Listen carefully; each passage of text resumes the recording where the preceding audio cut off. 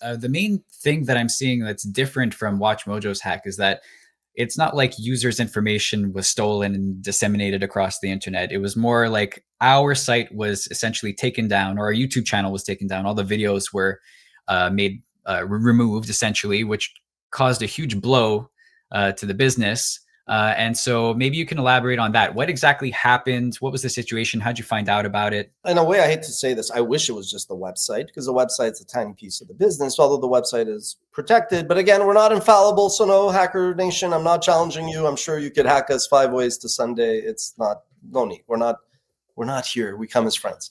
Google is funny in that they launched Gmail, and obviously for a lot of their platforms, and Google went from like a consumer platform, search, maps, even YouTube, but over time, more of an enterprise commercial platform as well. Gmail eventually had Gmail Enterprise. Google Enterprise in the cloud competes with like Adobe or whatever. And so even YouTube, which initially was like a consumer place where you go sign up with like, Rob Funk Master Flex on Assassin's Creed Killer, like you had this weirdo email at Gmail. One of our colleagues at I Gots the Skills, and that's a fact. I won't name who. If you knew that before hiring, would you have gone through with it? Questionable judgment. I said, so we might have used whatever, Ash K. It wasn't me though, but I don't want to. But let's say you like my email was like Ash K Mojo Face there, whatever, at gmail.com. So we all had emails like that.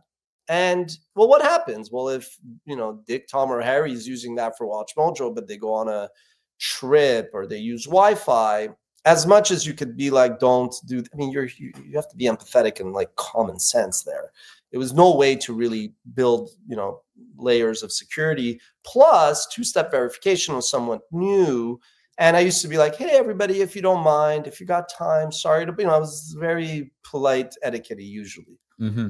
99% of the time, that's who I am. 1%, sure, I say you're crazy and people don't like it. I never really forced people. I wasn't like, if this isn't set up by Friday, you're fired. I mean, who talks like that, right? So what happened was one of our colleagues they didn't do anything wrong. They just, at one point, their account got compromised. Again, they could have been at a Wi-Fi to try to do something for work on vacation. So I never blamed anybody for this. It was just a lesson. Somebody's email that was also a personal and work email to access our YouTube account. That person had an official @WatchMojo account, but that's not what we used to log in at the time. It was compromised. And it's like, once you get in like a Trojan horse, you could leave crumbles to be able to do further damage.